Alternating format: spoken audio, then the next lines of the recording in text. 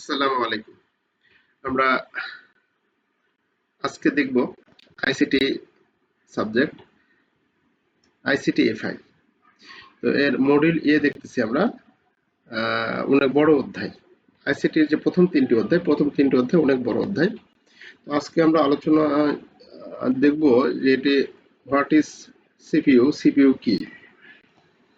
আহ,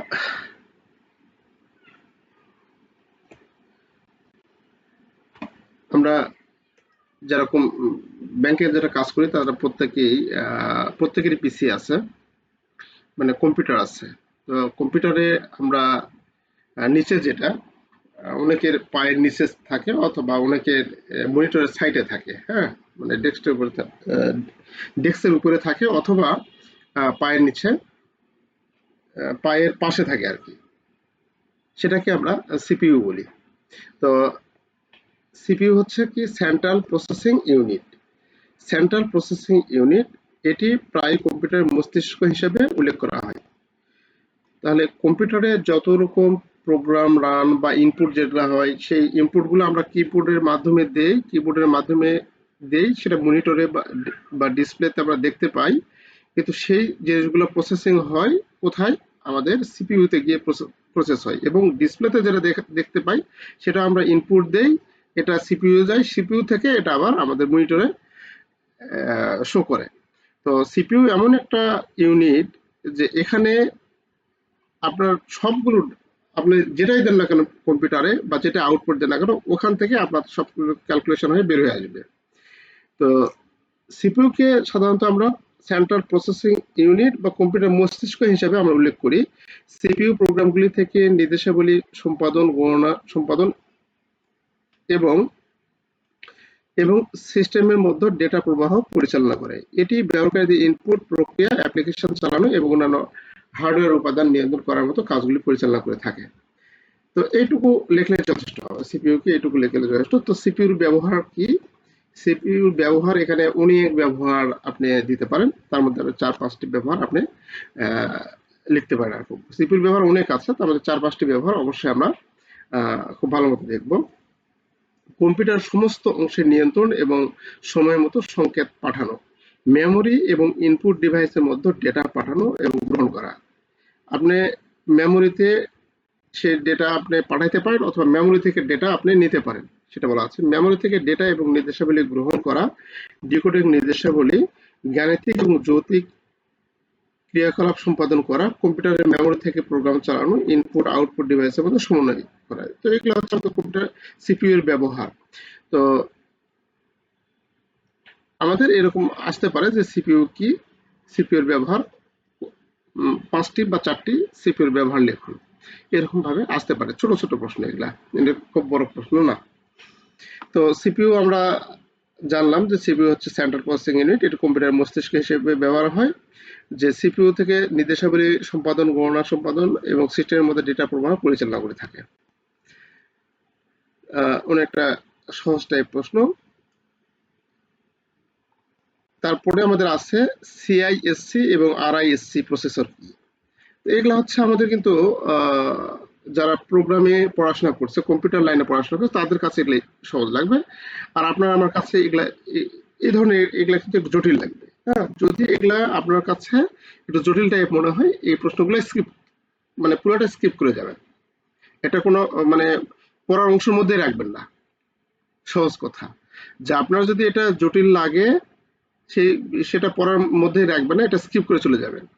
কারণ ওই মানে আপনার আর আমার ওই ব্রেন এখন আর নাই যেগুলা সহজে আমরা ক্যাপচার করতে পারবো।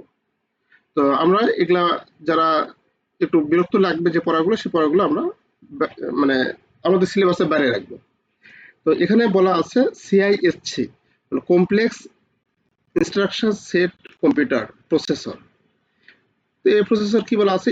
সিআইএসসি প্রসেসরগুলি নির্দেশাবলী একটি জটিল সেট ব্যবহার করে, যা একক নির্দেশক বা একাধিক নিম্ন স্তরের অপারেশন চালানোর অনুমতি দেয়। আর এখানে আরআইএসসি প্রসেসর নির্দেশাবলীর একটি সংক্ষিপ্ত সেট ব্যবহার করে এবং এই নির্দেশাবলী দ্রুত এবং কার্যকর করার উপর ফোকাস করে। তাহলে এখানে এই প্রথম দুটো দেখবেন যে জটিল সেট এখানে ব্যবহার করে এবং এখানে নিম্ন স্তরের অপারেশন চালানোর অনুমতি দেয়। নিম্ন স্তরের যে অপারেশনগুলো আছে সেগুলো চালানোর অনুমতি দেয়, আর এখানে আমাদের সংক্ষিপ্ত সেট ব্যবহার করে আর খুব দ্রুত এবং কার্যকর করার জন্য, নির্দেশগুলি খুব দ্রুত এবং কার্যকর করার জন্য ফোকাস করে। এই প্রশ্ন অত জটিল না, মানে অত ইম্পর্টেন্ট না, এটা আমরা স্কিপ করে যাব, কারণ যারা কম্পিউটার লাইনে পড়াশোনা করছে তারা এই বিষয়গুলো খুব ভালো জানবে। আচ্ছা, এটা আমাদের জানা জরুরি এবং এটা আসার সম্ভাবনা অত্যন্ত বেশি। এই ধরনের প্রশ্ন আসার সম্ভাবনা অত্যন্ত বেশি এবং আসবে, এবং এগুলো আমাদের জানা জরুরিও। আমাদের এগুলো জানা জরুরি, যে 43 নম্বর প্রশ্ন, হোয়াট ইজ মেমোরি বা what is primary or main memory, discuss the type of primary or main memory or characteristics of RAM and ROM. এরকম ভাবে থাকতে পারে, 3 রকম ভাবে থাকতে পারে। তো এই প্রশ্ন হচ্ছে আমাদের কাছে ইম্পর্টেন্ট এবং আসার মতো প্রশ্ন, এবং এটা জানাও দরকার আমাদের। মেমোরি কি, প্রধান মেমোরি, প্রাথমিক বা প্রধান মেমোরি কি, প্রাথমিক বা প্রধান মেমোরির ধরন আলোচনা করুন, অথবা র্যাম ও রোমের বৈশিষ্ট্য আলোচনা করুন। হ্যাঁ, এইরকম ভাবে প্রশ্নগুলো আসতে পারে। তো মেমোরি বা স্মৃতি কি জিনিস এটা আমরা জানি, যে আমরা যে জিনিসগুলোতে সেভ করে রাখি কম্পিউটার সাধারণত সেগুলোকে আমরা মেমোরি হিসাবে উল্লেখ করে থাকি, যে আমরা ডেটা যেগুলোতে সংরক্ষণ করে রাখি। তো মেমোরি ডিভাইস এমন একটি ডিভাইস যেখানে কম্পিউটারে অস্থায়ী বা স্থায়ীভাবে ডেটা সংরক্ষণ করে প্রক্রিয়াকরণের আগে, সময় এবং পরে, অর্থাৎ প্রক্রিয়াকরণ করার আগে, পরে বা প্রক্রিয়াকরণ করার সময় কি করে ডেটা কম্পিউটারে স্থায়ী বা অস্থায়ীভাবে সংরক্ষণ করে। তাহলে স্থায়ী বা যে ডিভাইসে আমরা কম্পিউটার পরিচালনার সময় বা তার আগে বা তার পরে আমরা কি করি, অস্থায়ীভাবে বা স্থায়ীভাবে যে আমরা ডেটা সংরক্ষণ করি, সেই ডিভাইসকেই আমরা বলি মেমোরি। অর্থাৎ মূল কথা হচ্ছে, এই মেমোরিকে যদি সংজ্ঞায়িত করতে চান, আপনাকে ডেটা সংরক্ষণের কথা উল্লেখ করতে হবে, ডেটা সেভের কথা, ডেটা সেভ করে রাখি যেটা, হ্যাঁ, ডেটা যেটাতে সেভ করে রাখি সেটা হচ্ছে আমাদের কাছে মেমোরি। তো এই মেমোরি ডিভাইসগুলো 3টি গ্রুপে শ্রেণীবদ্ধ করা যেতে পারে। প্রাথমিক বা প্রধান মেমোরি, একটা হচ্ছে ক্যাশে মেমোরি, আর একটা হচ্ছে সেকেন্ডারি বা অক্সিলারি মেমোরি। তাহলে এই 3টে ধরনে আমরা কিন্তু মেমোরিকে ভাগ করতে পারি। তো এটা আবার প্রত্যেকই আলাদা আলাদা আসতে পারে, বুঝতে পেরেছেন? এই যে প্রধান মেমোরি বা প্রাথমিক মেমোরি বা প্রধান মেমোরি, একটা হচ্ছে ক্যাশে মেমোরি, আর একটা সেকেন্ডারি বা অক্সিলারি মেমোরি। এটা 3টা আলাদা আলাদা ভাবে আসতে পারে, বা 3টা মেমোরির মধ্যে পার্থক্য কি সেটা আসতে পারে। তবে এই ফাংশন থেকে আপনার কোশ্চেন হওয়ার পসিবিলিটি বেশি। এটা আমরা একটু এই প্রশ্নের প্রতি আমরা একটু নজর দেব একটু ভালো মতো। হ্যাঁ, তাহলে প্রাথমিক মেমোরি বা মেইন মেমোরি কি? প্রাথমিক মেমোরি বা প্রধান মেমোরি বা মেইন মেমোরি বিভিন্ন নামে এটা থাকতে পারে। তো এখানে আমাদের বলা আছে, সিপিইউ এর সাথে সরাসরি যুক্ত মেমোরিকে প্রাইমারি বা মেইন মেমোরি বলে। তাহলে আমরা মেইন মেমোরি, প্রাইমারি মেমোরি বা প্রধান মেমোরির সংজ্ঞাটা থেকে আমরা বুঝতে পারছেন, বা নাম থেকে বুঝতে পারতেছি এর সংজ্ঞাটা কিরকম হবে। সিপিইউ যেহেতু মস্তিষ্ক, এই সিপিইউর সাথে সরাসরি যে মেমোরিটা আমাদের যুক্ত থাকে সেটা হচ্ছে আমাদের কাছে প্রধান মেমোরি বা প্রাইমারি মেমোরি বা মেইন মেমোরি, যেটা বলেন না কেন। আচ্ছা, এটি কার্যকর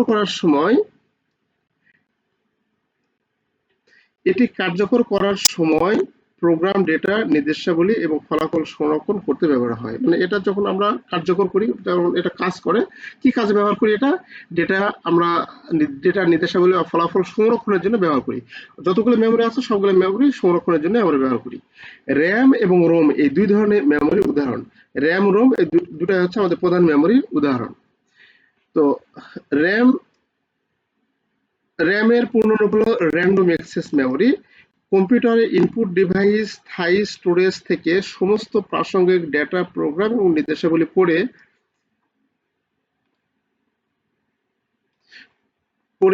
প্রক্রিয়াকরণের জন্য র্যাম এ লিখে। র্যাম এর নিম্নলিখিত বৈশিষ্ট্য রয়েছে। একটু দাঁড়ান, এটা হ্যাঁ,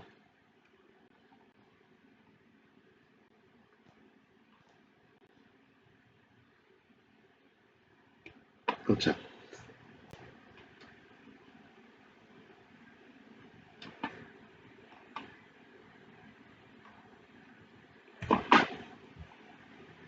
আচ্ছা, পরে এবং প্রক্রিয়াকরণের জন্য র্যামে লিখে। র্যাম একটি অস্থায়ী বা উদায়ী, র্যাম একটি কি র্যাম প্রকৃতিতে উদায়ী, এটি রিড রাইট মেমোরি প্রক্রিয়াকরণের সময় তথ্য র্যামে থাকে, বৈদ্যুতিক সংযোগ বিচ্ছিন্ন ফলে সমস্ত তথ্য র্যাম থেকে মুছে যায়। তাহলে র্যাম হচ্ছে একটি অস্থায়ী মেমোরি হিসেবেও কিন্তু আমরা এখানে উল্লেখ করতে পারি। র্যামের ডাটা, র্যাম এবং রোম, এই যে দুটো মেমোরি আছে, র্যাম এবং রোম। র্যামেরটা হচ্ছে কি আমাদের কাছে অস্থায়ী মেমোরি। এখানে আমরা কম্পিউটারের ডেটা যখন আমরা কম্পিউটারে কোনো কিছু লিখে যদি কন্ট্রোল এস সেভ বা সেভ এজ না করি, তাহলে সে ডাটা কি হয়, কম্পিউটার বন্ধ হওয়ার সাথে সাথে বা বৈদ্যুতিক সংযোগ যখন বিচ্ছিন্ন হওয়ার সাথে সাথে কি হয়ে যাবে, এটা মুছে যায়। পরবর্তীতে যখন আপনি কম্পিউটার চালু করবেন তখন সেই ডেটা আর পাবেন না। কিন্তু যদি আপনার সেভ করা থাকে সেটা, তাহলে সেই ডেটা পাবেন।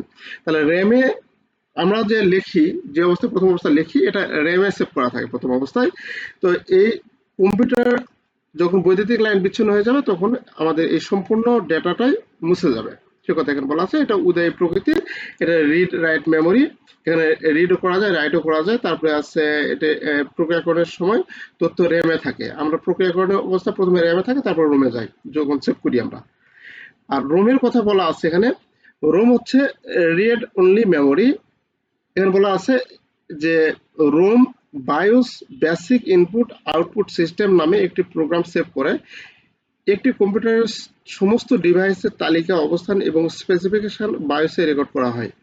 স্টার্ট আপের সময় কম্পিউটার বায়োসের সাহায্যে সমস্ত ডিভাইসকে চিনতে পারে। এর রোমের বৈশিষ্ট্য নিম্নরূপ।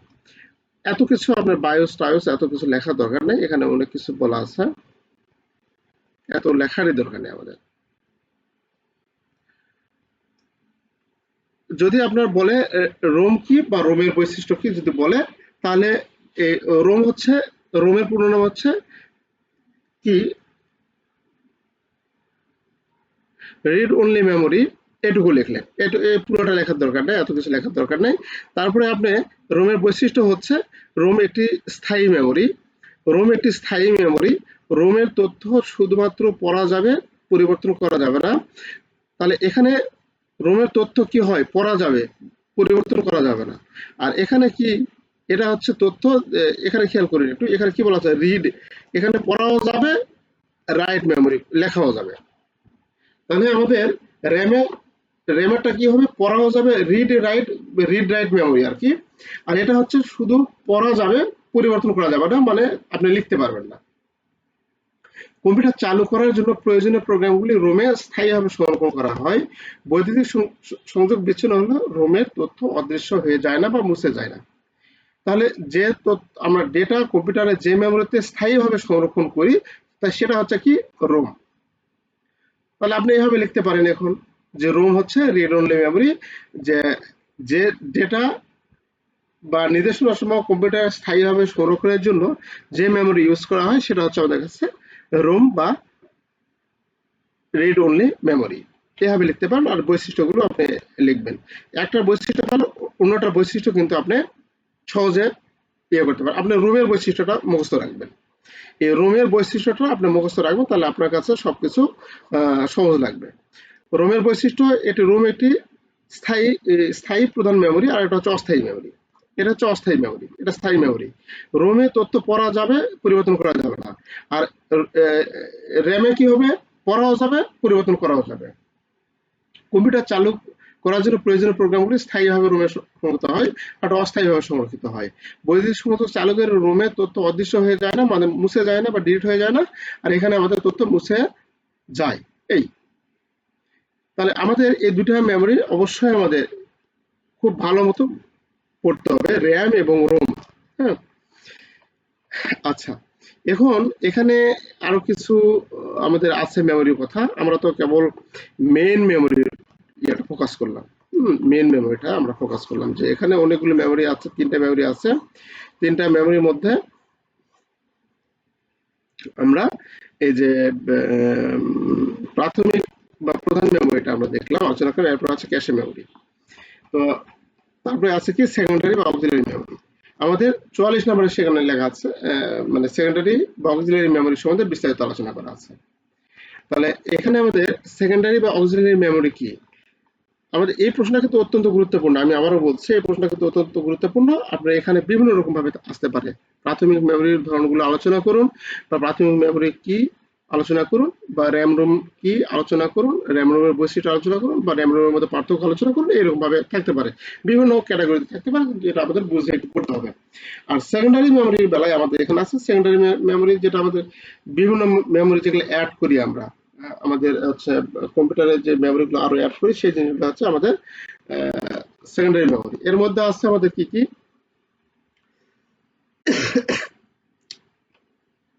Floppy disk.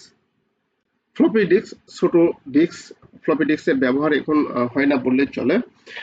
হার্ড ডিস্ক, এটা তো আমরা জানি হার্ড ডিস্ক, হার্ড ডিস্ক শব্দটি অনেক বেশি ব্যবহার হয়। হার্ড ডিস্ক আমাদের এক্সটার্নাল হিসেবেও আমরা ব্যবহার করতে পারি, আমরা কম্পিউটারে, আমরা ল্যাপটপ বা কম্পিউটারে আমরা সেখানে ভিতরের মধ্যে আমরা ইনস্টল করতে পারি। তারপর কম্প্যাক্ট ডিস্ক, সিডি যেটাকে বলে আমরা সিডি, সিডি, সিতে কম্প্যাক্ট, ডিতে ডিস্ক, এটা সিডি, সিডি ডিস্ক যেটা দেখি না ওটা। তারপরে আছে কি চুম্বক টেপ, তারপরে আছে পেন ড্রাইভ, যে পেন ড্রাইভ আমরা ইউজ করি। এগুলা হচ্ছে আমাদের কাছে কি সহায়ক বা সেকেন্ডারি বা অক্সিলারি মেমোরি। তো এখানে আমাদের অনেক কিছু আলোচনা আছে, ফ্লপি ডিস্ক এর আকার আয়তন সবকিছু বলা আছে, কিন্তু এত কিছু আমাদের মনে রাখা সম্ভব না বা মনে রাখতে পারবো না আমরা। এরকম ভাবে ফ্লপি ডিস্কটা কি, এই জিনিসটা আমরা একটু সংক্ষেপে আলোচনা করব।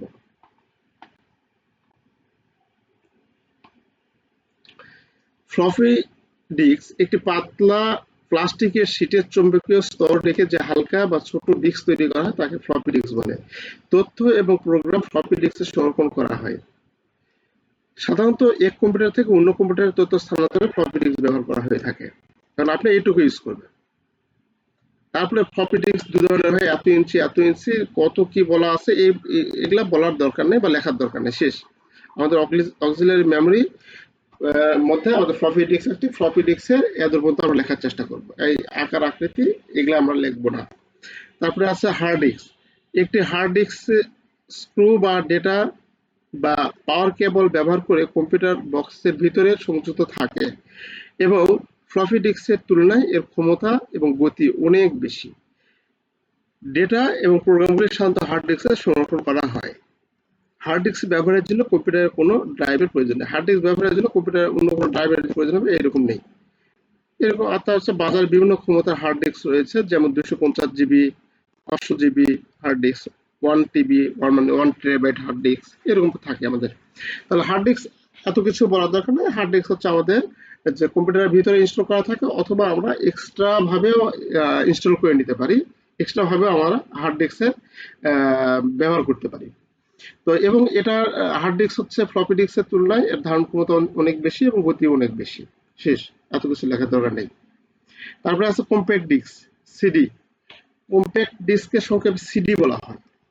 সিডি ডেটা, প্রোগ্রাম, গান, গেম, ভিডিও ইত্যাদি রেকর্ডিং ও সংরক্ষণের জন্য এবং এক কম্পিউটার থেকে অন্য কম্পিউটার ডেটা স্থানান্তরের জন্য ব্যবহৃত হয়। অর্থাৎ সিডি ডিস্কটা কি কি কাজে ব্যবহার হয় সেই জিনিসটা এখানে আমরা লিখতে পারি। কিছু সিডি শুধুমাত্র তথ্য পড়ার অনুমতি দেয়, এতে পরিবর্তন করা যায় না। কিছু সিডি আছে যেখানে তথ্য আমরা কি করতে পারি, পরিবর্তন করতে পারি না, তথ্য আমরা শুধু দেখা যায় বাট সেখানে পরিবর্তন করা যায় না। এছাড়া এই সিডিতে নতুন তথ্য যোগ করা যাবে না। এই শেষ, এদের মধ্যে দিলেন আপনি, এগুলা এত কিছু লেখার দরকার নেই। চুম্বক টেপ, চুম্বক টেপ একটি প্লাস্টিকের রিল যা আয়রন অক্সাইড দিয়ে আবৃত। এটি একটি ক্যাসেটে মোড়ানো ম্যাগনেটিক টেপ ডিস্ক থেকে টেপে দরকারি ডেটা ব্যাক আপ করার জন্য ব্যবহার করা হয়। এটা আগে আমরা ক্যাসেটের ফিতা বা আগে সিডি, সিডি তো না, আগে ভিসিআর ছিল। হ্যাঁ, আমরা যখন ছোট ছিলাম ভিসিআর ছিল, আমাদের প্রজন্মটা তো দেখছে ভিসিআর কি জিনিস। তো সেই ভিসিআর এ কিন্তু ওই যে ফিতাওয়ালা যে ইয়াটা ব্যবহার করতাম সেই জিনিসটা আর কি, চুম্বকীয় টেপ আর কি। তারপরে আসছে পেন ড্রাইভ। পেন ড্রাইভ তো আমরা বুঝি, এই যে পেন ড্রাইভ আপনারা দেখতে পাচ্ছেন কিনা। তো এই পেন ড্রাইভটা আমরা কিন্তু আমাদের মেমোরি হিসেবে ইউজ হয়, কারণ এখানে ডাটা সেভ থাকে, তাই না? পেন ড্রাইভে আমরা এটা ডাটা, এটা হচ্ছে শারীরিকভাবে বা এটা ভৌতভাবে আকৃতি তো অনেক ছোট হয়। এটা পেন ড্রাইভ বিভিন্ন আয়তনের হয়ে থাকে, 2 GB, 4 GB, 8 GB, 250 GB পর্যন্ত পেন ড্রাইভ হয়ে থাকে। চলমান অংশগুলির অভাবের কারণে এগুলি আরো টেকসই এবং নির্ভরযোগ্য। পেন ড্রাইভ, এটা হচ্ছে পেন ড্রাইভ সহজে এক স্থান থেকে অন্য স্থানে আমরা নিয়ে যেতে পারি। এটা আমরা ব্যবহারের জন্য আমরা সহজে এটা বহনযোগ্যতা খুব ভালো, বা খুব সহজে আমরা এক স্থান থেকে অন্য জায়গায় নিয়ে যেতে পারি, তার কারণে এটার জনপ্রিয়তা অনেক বেশি। শেষ, আপনি শুধু মনে রাখতে হবে যে কয়টি সহায়ক মেমোরি আপনি নামটা একটু মনে রাখবেন। Floppy disk, hard disk, floppy disk, hard disk, compact disk, CD, floppy disk, hard disk, compact disk, চৌম্বকীয় পেন ড্রাইভ।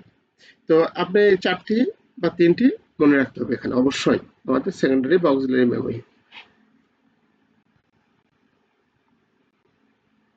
তারপরে আছে ক্যাশে মেমোরি, যেটা আমরা আলোচনা করলাম। What is cache memory? এটা আমাদের টিকাতে আসে। ক্যাশে মেমোরি কি, মানে শুধু আসে ক্যাশে মেমোরি। তো ক্যাশে মেমোরি হচ্ছে প্রক্রিয়াকরণের গতি বাড়ানোর জন্য সিপিইউ এর প্রধান মেমোরির সাথে রাখা একটি বিশেষ মেমোরিকে ক্যাশে মেমোরি বলে। তাহলে ক্যাশে মেমোরিটা হচ্ছে কি, সিপিইউ এর গতি বাড়ানোর কাজে এটা ব্যবহার হয়। প্রধান মেমোরির সাথে বা সিপিইউ বা প্রধান মেমোরির সাথে একটি বিশেষ মেমোরিকে আমরা ক্যাশে মেমোরি বলি। ক্যাশে মেমোরি দুটি শ্রেণীতে শ্রেণীবদ্ধ করা হয়ে থাকে: অভ্যন্তরীণ ক্যাশে মেমোরি আর বাহ্যিক ক্যাশে মেমোরি। অভ্যন্তরীণ ক্যাশে মাইক্রোপ্রসেসর ভিতরে স্থাপন করা হয়, যেখানে বহিরাগত ক্যাশে মাদারবোর্ড আইসি ইন্টিগ্রেটর সার্কিট হিসেবে প্রতিস্থাপন করা হয়। তাহলে আমরা ক্যাশে মেমোরি যদি আমরা বলি, মূলত আমাদের সিপিইউ বা প্রধান মেমোরির সাথে রাখা একটি বিশেষ মেমোরিকে ক্যাশে মেমোরি বলে। এটা কিসের জন্য? আমাদের প্রক্রিয়াকরণ, আমরা ডাটা যে প্রক্রিয়াকরণ হবে সেই প্রক্রিয়াকরণের গতি বাড়ানোর জন্য আমাদের ক্যাশে মেমোরিটা ব্যবহার হয়। এবং এটা আমাদের ক্যাশে মেমোরি দুই ধরনের হতে পারে, একটা হচ্ছে অভ্যন্তরীণ, একটা হচ্ছে বাহ্যিক। এভাবে আমরা এটা দেব ক্যাশে মেমোরি। এ হচ্ছে আমাদের মেমোরি পার্ট। কম্পিউটারে এটা হচ্ছে আমাদের মেমোরি পার্ট গেল। তারপরে আছে মেমোরি সংক্রান্ত যে মেইন মেমোরি, ক্যাশে মেমোরি, এটা হচ্ছে বৈশিষ্ট্য। মেইন মেমোরি, ক্যাশে মেমোরি এবং সেকেন্ডারি মেমোরি বৈশিষ্ট্যগুলো আলোচনা আমরা এখানে দেখব। তাহলে প্রধান ক্যাশে এবং সেকেন্ডারি মেমোরির বৈশিষ্ট্য। প্রধান মেমোরির বৈশিষ্ট্য র্যাম এবং রোম, এই দুটো হচ্ছে প্রধান মেমোরি, তাই না? এর আগে আমরা যেটা দেখলাম।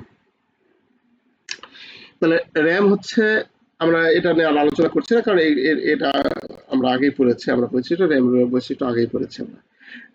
রোম হচ্ছে আমাদের স্থায়ী মেমোরি, আর এটা হচ্ছে অস্থায়ী মেমোরি। শেষ, এটা যদি আমরা মনে রাখতে পারি তাহলে সহজে আমরা লিখতে পারবো। ক্যাশে মেমোরি, ক্যাশে মেমোরি সিপিইউ এর কাছাকাছি ঘন ঘন অ্যাক্সেস করা ডেটা সংরক্ষণ এবং প্রক্রিয়াকরণের গতি বাড়ায়।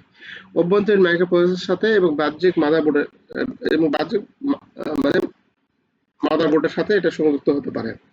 তারপরে আছে অভ্যন্তরীণ ক্যাশে দ্রুত অ্যাক্সেসের জন্য সিপিইউ এর মধ্যে অবস্থিত, আর বাহ্যিক মাদারবোর্ডে অবস্থিত কিন্তু মূল মেমোরির চেয়ে দ্রুত। সাধারণত র্যাম এর চেয়ে দ্রুত এবং সিপিইউ এর ডেটা অ্যাক্সেস করার সময় কমানোর জন্য ডিজাইন করা হয়েছে এটা। আচ্ছা, ক্যাশে মেমোরি গেল। তারপর আছে সহায়ক মেমোরি। সহায়ক মেমোরি আমরা তো পড়লাম অনেকগুলো সহায়ক মেমোরি। সহায়ক মেমোরি হচ্ছে দীর্ঘমেয়াদী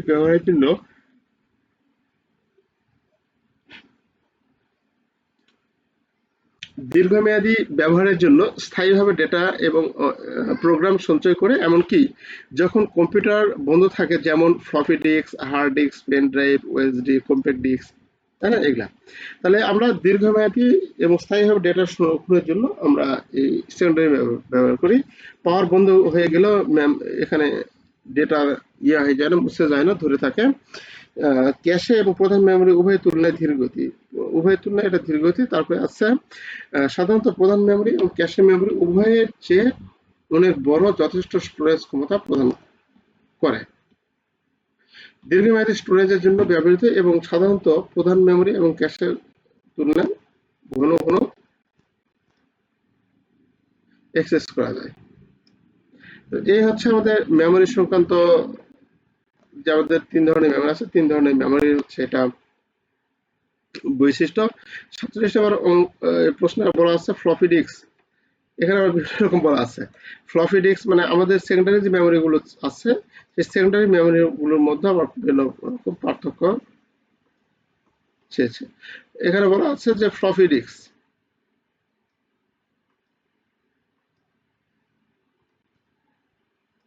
floppy disk, hard disk, CD এবং পেন ড্রাইভের মধ্যে পার্থক্য লেখো।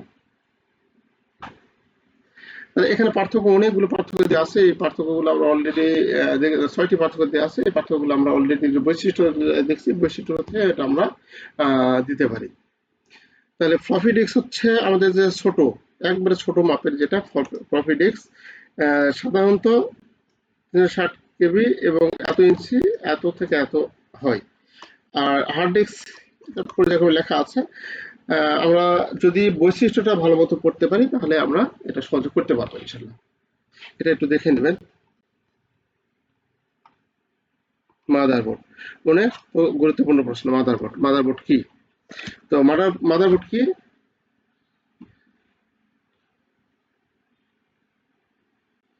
একটু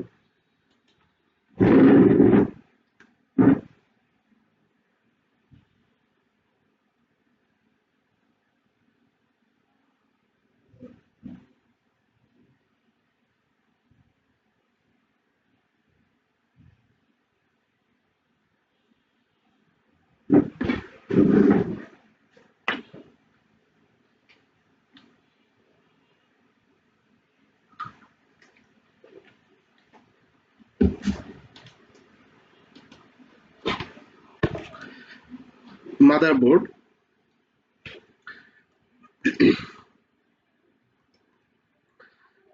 মাদারবোর্ড একটি ডিভাইস যা স্ক্রু ব্যবহার করে সিস্টেম বক্সের সাথে সংযুক্ত থাকে। অর্থাৎ কম্পিউটারে যে আমাদের সিপিইউ আছে, সেই সিপিইউর মধ্যে এটা আমাদের অন্তর্ভুক্ত করা থাকে, সিপিইউর যে বক্স আছে, এবং যার উপর বিভিন্ন স্লট থাকে। সিপিইউ, প্রসেসর, রোম, র্যাম সরাসরি যুক্ত থাকে, তাকে মাদারবোর্ড বলে।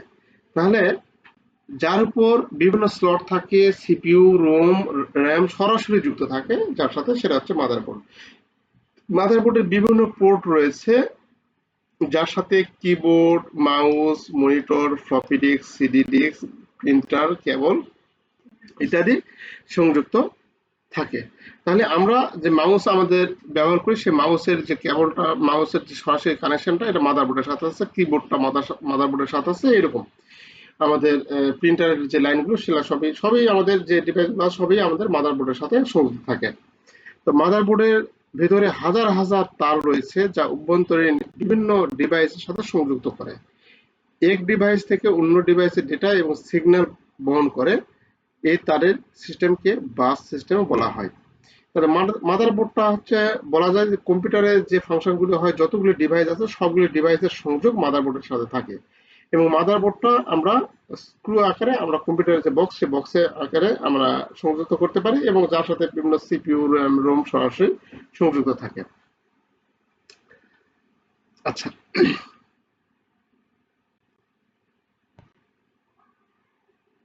কম্পিউটার কেন ইউপিএস ব্যবহার করা হয়? আহ, এই ধরনের প্রশ্ন কিন্তু দেখুন আপনার কাছ থেকে চেয়েছে। আমরা যে ইউপিএস ব্যবহার করি, কম্পিউটার কেন ইউপিএস ব্যবহার করি, এটা কিন্তু আপনি সহজে বুঝতে পারেন। তো ইউপিএস কোনটা? যে আমাদের ওই যে যে ডেস্কটপের আমাদের পায়ের সাইডে যে আমাদের সিপিইউ থাকে, সিপিইউর উপর কিংবা নিচে কিংবা সাইডে ছোট্ট একটা আহ, ইয়া থাকে, কালো ডিভাইস থাকে, যেটাকে আমরা বলি হচ্ছে কি ইউপিএস। মানে কারেন্ট গেলেও 5-6 মিনিট আমরা ব্যাকআপ পেতে পারি সেখান থেকে, তাই না? তো যেটা শব্দ হয় অনেক সময়, পথ পথ শব্দ হয়, তাই না? প্যাঁত প্যাঁত এরকম শব্দ হয়। তো ওই জিনিসটা হচ্ছে আমাদের কাছে ইউপিএস। তো এই ইউপিএস, আমাদের বিদ্যুৎ চলে গেল, কম্পিউটার ধাম করে সঙ্গে সঙ্গে বন্ধ হয়ে যায় না। এটা কি হয়? এটা আমাদের ব্যাকআপ দেয়। কম্পিউটারে কাজ করার জন্য আমাদের 5-6 মিনিট আমরা কাজ করতে পারি, এরকম ব্যাকআপ দেয়। হ্যাঁ, তো সেটা কেন ব্যবহার করি? তার পাওয়ার ব্যাকআপের জন্য, ডেটা সংরক্ষণের জন্য। যে এটার ফলে আমাদের কি হয়, কম্পিউটার একবার বন্ধ হয়ে যায় না, বা কম্পিউটার শাটডাউন, একবারে শাটডাউন হয়ে যায় না, যার কারণে আমাদের ডেটা সুরক্ষিত থাকে। আমরা সহজে সেটা সেভ করতে পারি ডেটাকে। পাওয়ার কোয়ালিটি ম্যানেজমেন্ট, আমাদের পাওয়ার কোয়ালিটি ম্যানেজমেন্ট ঠিকঠাক মতো থাকে। হার্ডওয়্যারের ক্ষতি রোধ করা যায়, সিস্টেম অপটিমাইজ করা। তো এখানে আমাদের ওই জিনিসটা আমরা কি জন্য ব্যবহার করি? মূলত পাওয়ার ব্যাকআপ প্রথম অবস্থায়, আমাদের ডেটা সুরক্ষার জন্য। তারপরে আমাদের হার্ডওয়্যারের সুরক্ষার জন্য, আমাদের সফটওয়্যার সুরক্ষা বা হার্ডওয়্যার সুরক্ষার জন্য আমরা সেই জিনিসগুলো ব্যবহার করি। এখানে তিনটা তিনটা আমাদের মনে রাখতে হবে।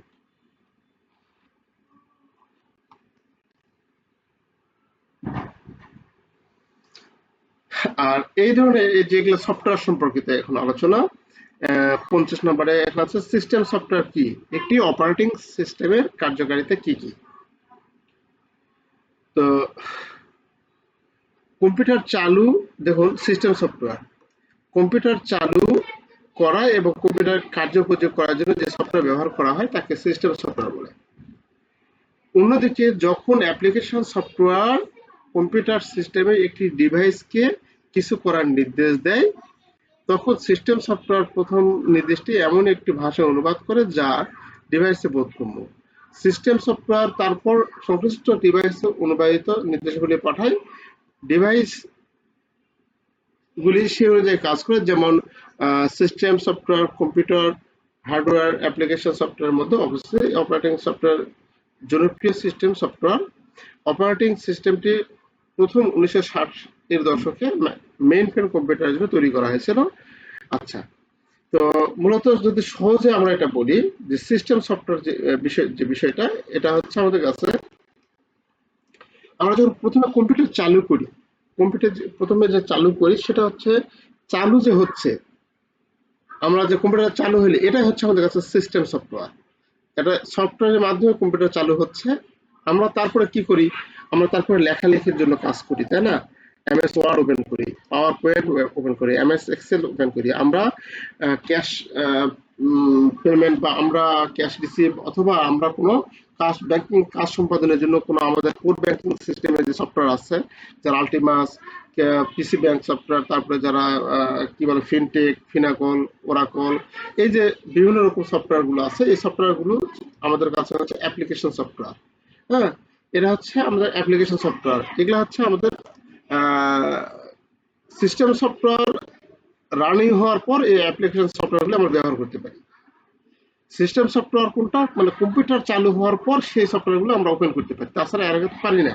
তার মানে সিস্টেম সফটওয়্যার আগে ওপেন হতে হবে, মানে চালু থাকতে হবে, তারপরে আমাদের অ্যাপ্লিকেশন সফটওয়্যার চালু হবে। তো এই অ্যাপ্লিকেশন সফটওয়্যারের কার্যকারিতার নিচে দেখুন এখানে কম্পিউটার সচল এবং ব্যবহার উপযোগী করা, হার্ডওয়্যার এবং অ্যাপ্লিকেশন সফটওয়্যারের মধ্যে যোগাযোগ করা, একজন ব্যবহারকারী নির্দেশ গ্রহণ এবং কার্যকর করা, প্রধান মেমোরিতে একটি প্রোগ্রাম আনয়ন এবং এটি প্রক্রিয়া করা, ডিস্ক থেকে লেখা ডেটা লেখা, সংরক্ষণ এবং পড়ার মতো কার্যক্রম নিয়ন্ত্রণ করা। তো এগুলো হচ্ছে আমাদের কাছে সিস্টেম সফটওয়্যার। অর্থাৎ সিস্টেম সফটওয়্যার প্রথম অবস্থায় আপনি কম্পিউটার চালু করলেন, সঙ্গে সঙ্গে যে চালু হলো, এই চালু হওয়াটাই হচ্ছে আমাদের কাছে সিস্টেম সফটওয়্যার। যে কোন সফটওয়্যার মধ্যে হলো, এটা আমাদের সিস্টেম সফটওয়্যার মধ্যে চালু হলো। আচ্ছা, সিস্টেম সফটওয়্যার আর অ্যাপ্লিকেশন সফটওয়্যার হচ্ছে যেগুলো আমরা এই সিস্টেম বাদে যে সফটওয়্যার আমরা পিসিতে কাজ করার জন্য যে সফটওয়্যারগুলো আমরা একের পর এক যেটা রান করে থাকি, সেটা হচ্ছে অ্যাপ্লিকেশন সফটওয়্যার। এখন হচ্ছে এই যে অ্যাপ্লিকেশন সফটওয়্যার, অ্যাপ্লিকেশন সফটওয়্যার কি? অ্যাপ্লিকেশন সফটওয়্যার এখন আপনি অটোমেটিক বুঝে গেছেন। সিস্টেম সফটওয়্যার হচ্ছে কম্পিউটার চালু করে, চালু রাখে। হ্যাঁ, আর অ্যাপ্লিকেশন সফটওয়্যার গুলো হচ্ছে কোনো নির্দিষ্ট সমস্যা সমাধানের জন্য যখন আমরা কোনো যে কোনো প্রোগ্রাম চালু করি সেটা হচ্ছে, বা কোনো সফটওয়্যার চালু করি সেটা হচ্ছে অ্যাপ্লিকেশন সফটওয়্যার। যেমন লেখালেখি কাজ সমাধানের জন্য, আমরা এমএস ওয়ার্ড ওপেন করি, এমএস ওয়ার্ড হচ্ছে আমাদের কাছে অ্যাপ্লিকেশন সফটওয়্যার। তারপরে আমাদের গাণিতিক হিসাব নিকাশের জন্য এক্সেল ব্যবহার করে থাকি, তাহলে এই এক্সেলটা হচ্ছে আমাদের কাছে কি application software. Power point use করি, তারপরে আমরা এরকম আমাদের বিভিন্ন রকম সফটওয়্যার রয়েছে, সেই সফটওয়্যার গুলো হচ্ছে আমাদের সবগুলোই হচ্ছে আমাদের কাছে অ্যাপ্লিকেশন সফটওয়্যার। এই অ্যাপ্লিকেশন সফটওয়্যার আমাদের বাজারজাত করা হয়, বিক্রি হয়, বাজার বিক্রি হয় এবং লোকজন কেনাকাটা করে থাকে, কারণ এই অ্যাপ্লিকেশন সফটওয়্যারের মতো অনেক খরচ।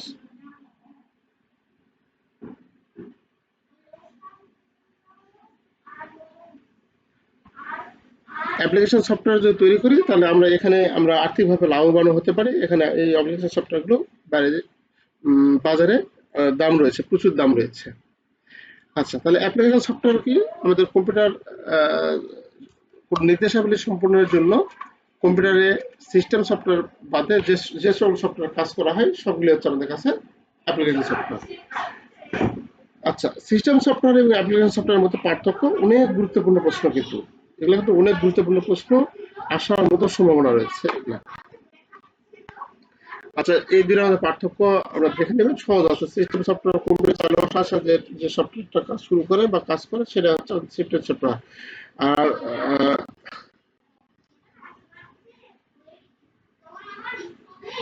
আচ্ছা, তারপরে আমরা শুধুমাত্র কম্পিউটার সিস্টেম এটা চালু হয় যে কম্পিউটারের নিম্ন স্তরের ভাষা ব্যবহার করা হয় সিস্টেম সফটওয়্যারে, আর এখানে উচ্চ স্তরের ভাষা লেখা হয়। তারপরে আছে সিস্টেম সফটওয়্যারের প্রোগ্রামিং জটিল, এটা হচ্ছে প্রোগ্রামিং তুলনামূলক সহজ কাজ এটা। আচ্ছা, এই পাঠ্যক্রমগুলি আমাদের দেখে নেব, সহজে আছে পাঠ্যক্রম, দেখতেছি না। Programming language.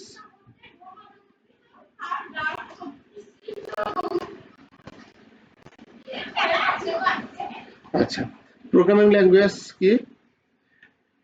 প্রোগ্রামিং ভাষা বা প্রোগ্রামিং ল্যাঙ্গুয়েজ এভাবে আসতে পারে, ল্যাঙ্গুয়েজ মানে এই উচ্চারণে আসতে পারে প্রোগ্রামিং ল্যাঙ্গুয়েজ মানে প্রোগ্রামের ভাষা। কম্পিউটারের মাধ্যমে, খেয়াল করুন, যে প্রোগ্রামিং ভাষা কম্পিউটারের মাধ্যমে কোনো সমস্যার সমাধানের জন্য ব্যবহৃত বর্ণ, অঙ্ক, চিহ্ন প্রভৃতি সমন্বয়ে লিখিত নির্দেশকে।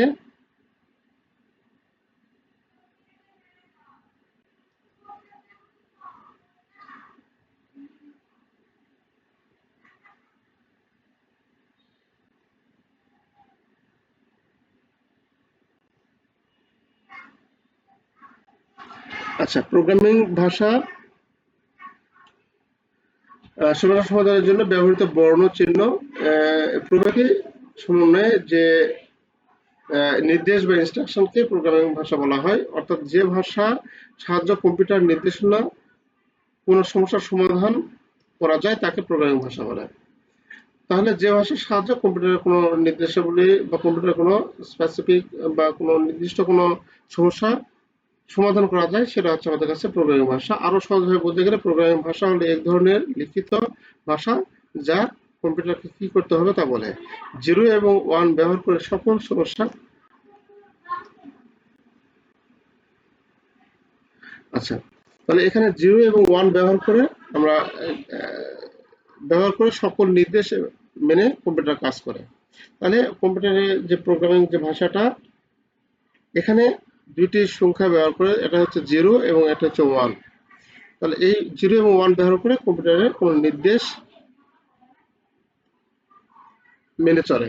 আচ্ছা, এখানে ব্যবহার করে নির্দেশ মেনে চলে। আচ্ছা, সাধারণত প্রোগ্রামিং ভাষাগুলো হচ্ছে সি, সি প্লাস, জাভা, তারপরে আছে assembly language, COBOL, Fortran, basic. আচ্ছা, এগুলো হচ্ছে আমাদের কাছে প্রোগ্রামিং ভাষা। এই প্রোগ্রামিং ভাষা, এখান থেকে আমাদের 5টি প্রোগ্রামিং ভাষা অবশ্যই মনে রাখতে হবে।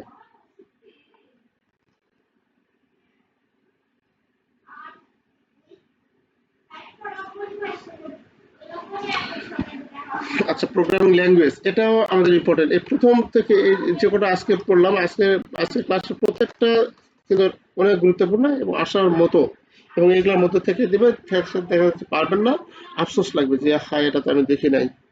হুম।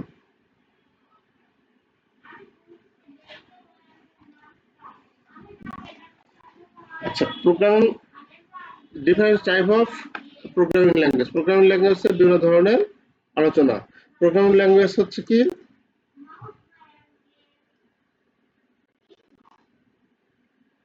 নিম্ন স্তরের ভাষা, উচ্চ স্তরের ভাষা, অবজেক্ট ওরিয়েন্টেড ভাষা। আচ্ছা, নিম্ন স্তরের ভাষা কি, উচ্চ স্তরের ভাষা কি, এই বিষয়গুলো আমরা একটু দেখবো আস্তে আস্তে। এই বিষয়গুলো আমরা আলোচনা করব, কোনো গুরুত্বপূর্ণ প্রশ্ন কিন্তু।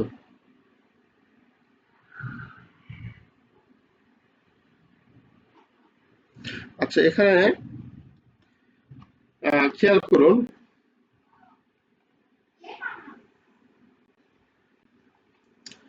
নিম্ন স্তরের ভাষাগুলি এমন ভাষা যেখানে কম্পিউটার প্রোগ্রামগুলি machine code, binary, hexadecimal code বা মেকানিক কোড ব্যবহার করে লেখা হয়।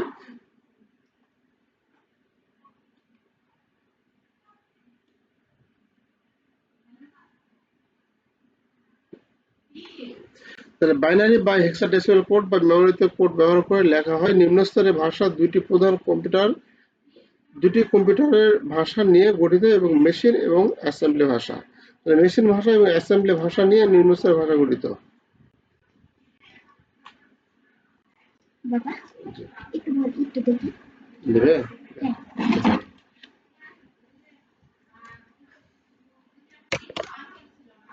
এই প্রশ্নটা অনেক ইম্পর্টেন্ট একটা প্রশ্ন। এই প্রশ্ন কিন্তু আমাদের আসার মতো প্রশ্ন।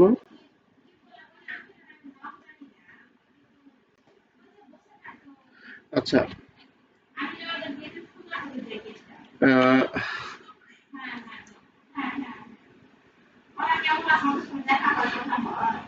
তো এখানে আমাদের নিম্ন স্তরের যে ভাষা রয়েছে, নিম্ন স্তরের ভাষা দুই ধরনের, একটা হচ্ছে মেশিন ভাষা, একটা অ্যাসেম্বলি ভাষা। মেশিন ভাষা কি?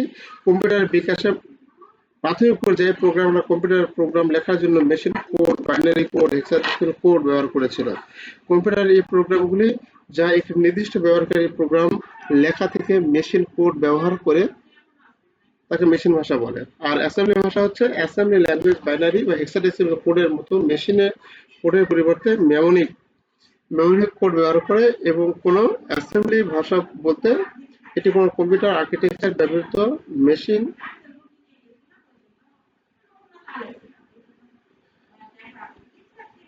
মেশিন ভাষার মানুষ পাঠ্য রূপকে বোঝায়। আচ্ছা, এখানে এই দুটো একটু মেশিন ভাষা এবং অ্যাসেম্বলি ভাষা এই দুটো দেখে নেবেন। নিম্ন স্তরের ভাষা, উচ্চ স্তরের ভাষা এবং হচ্ছে অবজেক্ট ওরিয়েন্টেড ল্যাঙ্গুয়েজ। এই এটা কিন্তু আমাদের অনেক ইম্পর্টেন্ট। যদি আমরা দেখবো প্রশ্নগুলো, গত প্রশ্ন আসছে, তাহলে এটা এই প্রশ্নের জন্য অনেক important.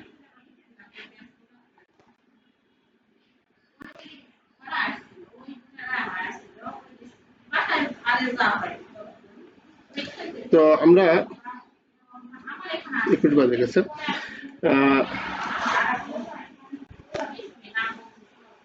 Object oriented language. Object oriented language discuss the characteristics of object oriented language. Object oriented language এখানে যেটা বলা আছে, এখানে সর্বশেষ যেটা বলা আছে যে ল্যাঙ্গুয়েজ এর কথা, এখানে ওওপি বা object oriented program. Object oriented program হলো ড্রাইভ, ডোন্ট রিপিট ইউরসেলফ পদ্ধতি, যেখানে অনেক কম কোড লিখে বেশি কাজ করা যায়, যে পুনর্ব্যবহার করা যায়। এ ধরনের প্রোগ্রামিং এ অনেক অবজেক্ট ডেটা কাঠামোকে নিয়ে অবজেক্টকে ঘিরে প্রোগ্রামিং ডেটা গঠিত হয়।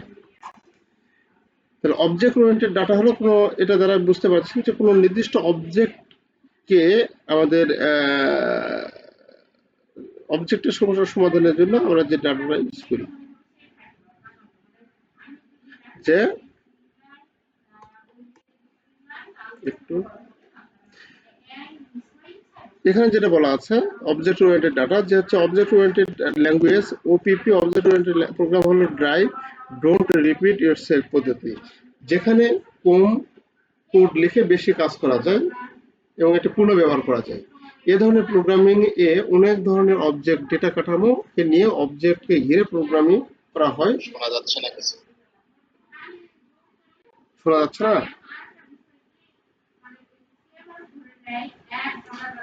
শোনা যাচ্ছে না? হ্যালো, শোনা যাচ্ছে না কথা?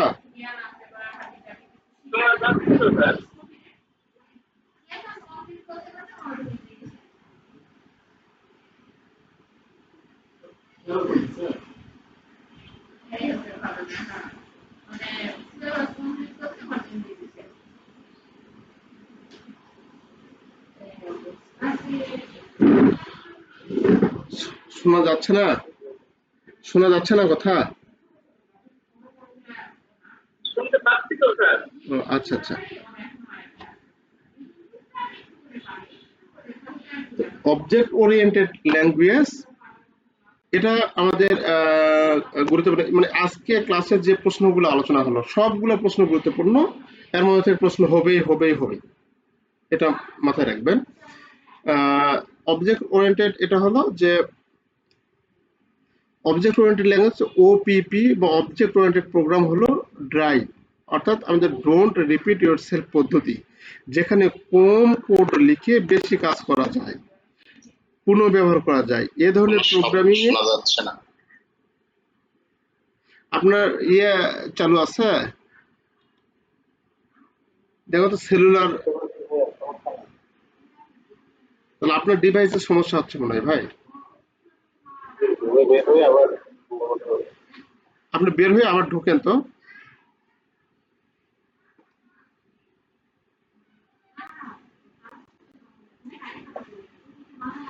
এই ধরনের প্রোগ্রামে অনেক অনেক অবজেক্ট বা ডেটা কাঠামো নিয়ে অবজেক্টকে ঘিরে প্রোগ্রামিং করা হয়, যেটা যে জন্য একে আমরা ওপিপি বা অবজেক্ট ওরিয়েন্টেড প্রোগ্রামিং বলি। আচ্ছা, আমাদের নির্দিষ্ট কিছু অবজেক্ট নিয়ে আমাদের এই প্রোগ্রামগুলো করা হয় আর কি।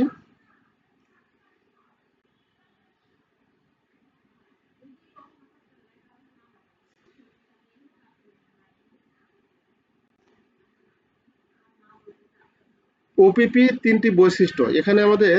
এই ওপিপি অবজেক্ট ওরিয়েন্টেড প্রোগ্রামের বৈশিষ্ট্য পলিমরফিজম, উত্তরাধিকার, আর হচ্ছে এনক্যাপসুলেশন। পলিমরফিজম মানে বিভিন্ন স্তরের বস্তু একই বার্তায় স্বতন্ত্রভাবে সাড়া দেয়। বিভিন্ন বস্তু একই বার্তা স্বতন্ত্রভাবে সাড়া দেয়। যখন আমরা একই বার্তা পাঠাই, যে যখন আমরা কোনো প্রাণীকে আমরা যখন কোনো কিছু আমরা তাকে যদি আমরা কোনো রাগান্বিত বা তাকে যখন এক জায়গা থেকে আরেক জায়গায় তাড়ানোর জন্য বলি, তখন একটি বিড়াল, কুকুর এবং একটি গরুর কথা বলি। এখানে প্রত্যেকে প্রতিক্রিয়া জানায়। বিড়াল জানাবে, চিৎকার করবে, গরু কুকুরও ঘেউ ঘেউ করবে, গরুও ডাক দিবে। মানে অর্থাৎ আমরা যদি তিনটা প্রাণীকেই যদি আমরা একই আচরণ করি, মানে সবাইকে যদি এক জায়গা থেকে অন্য জায়গায় মানে তাড়াইতে চাই, তাহলে কিন্তু এই তিনটা প্রাণী কিন্তু একই ধরনের আচরণ করবে। এই বিড়াল চিৎকার করবে, কুকুর ঘেউ ঘেউ করবে, গরু ডাক দিবে, এরকম কথা এখানে বলা আছে যে এটা হচ্ছে পলিমরফিজম। উত্তরাধিকার, উত্তরাধিকার মানে ভাষা আমাদের বিদ্যমান স্তরকে, এগুলো হচ্ছে কম্পিউটার ল্যাঙ্গুয়েজ। এগুলা বোঝা বা যারা কম্পিউটারে ইয়ে করছে, ডিপ্লোমা করছে বা কম্পিউটারের উপরে যারা কম্পিউটার সায়েন্সে পড়াশোনা করে, তারা বেশি এক্সপার্ট হবে এই বিষয়ে আরো। হুম। এখানে হচ্ছে ল্যাঙ্গুয়েজ নিয়ে কথা। ল্যাঙ্গুয়েজ তো অনেক বড় ধরনের একটা বিষয়। এখানে অনেক ধরনের কম্পিউটার ল্যাঙ্গুয়েজ রয়েছে, বিভিন্ন ধরনের কম্পিউটার ল্যাঙ্গুয়েজ। এই ওপিপি এর যে বৈশিষ্ট্য আছে, যদি বৈশিষ্ট্য আমাদের থাকে, আপনাদের সিলেবাসে ওপিপি আছে, অন্য ধরনের থাকতে পারে ল্যাঙ্গুয়েজ, ওরা থাকবে না। কিন্তু বাট এই অবজেক্ট ওরিয়েন্টেড বা ওপিপির বৈশিষ্ট্য, আমি না ম্যাডাম কল দিছি।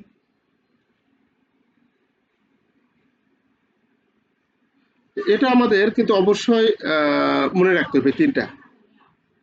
কারণ এই ওপিপি সম্বন্ধে বলা আছে, ওপিপি সম্বন্ধে আমাদের ইয়ে করতে হবে। জি, আসসালামু আলাইকুম। জি, আসসালামু আলাইকুম। না, না, না।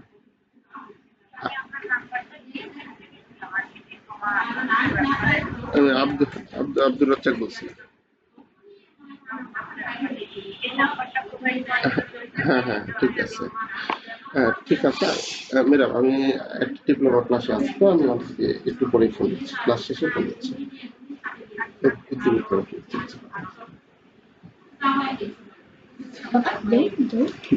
তো আমাদের কিন্তু অনেক ধরনের প্রোগ্রামিং ল্যাঙ্গুয়েজ থাকলেও কিন্তু শুধু এই সুনির্দিষ্ট ল্যাঙ্গুয়েজ কিন্তু আমাদের আপনাদের সিলেবাস আছে। পরীক্ষায় যদি আসে তো এটাই আসবে, এর বাইরে কোনো কিছু চাইবে না। অতএব যদি আপনার মনে রাখতে হয়, এটাই মনে রাখবেন, অবজেক্ট ওরিয়েন্টেড ল্যাঙ্গুয়েজের এই বৈশিষ্ট্যটা মনে রাখবেন। আমার কথা বুঝতে পেরেছেন? যে আপনার অনেক ল্যাঙ্গুয়েজ আছে, বাট এই ল্যাঙ্গুয়েজেরটাই সে আপনাদের বই আলোচনা করা আছে। যদি আসে এটাই আসবে, অন্যটা আসবে না, এটা আমি শিওর। তাহলে আমাদের যদি পড়ার প্রয়োজন হয়, তাহলে এটাই আমরা পড়বো বা আমরা একটু মনে রাখার চেষ্টা করবো বৈশিষ্ট্য। কারণ এগুলা একটু ব্যতিক্রম টাইপ, তো এগুলাই দিতে পারে, যে যেগুলা আপনার কি পেছে ফেলাবে, যেগুলা আপনার একটু ঘামবেন, যে প্রশ্নগুলো আছে সেই প্রশ্নগুলো দেওয়ার চেষ্টা করে ওরা। আর কম্পিউটারের পরের যে নেক্সট যে আলোচনা করব, এই ডেটাবেস। এই ডেটাবেস থেকে প্রশ্ন হবেই, এই ডেটাবেস থেকে প্রশ্ন হবেই আমাদের। এই অধ্যায়ে তিনটি পার্ট।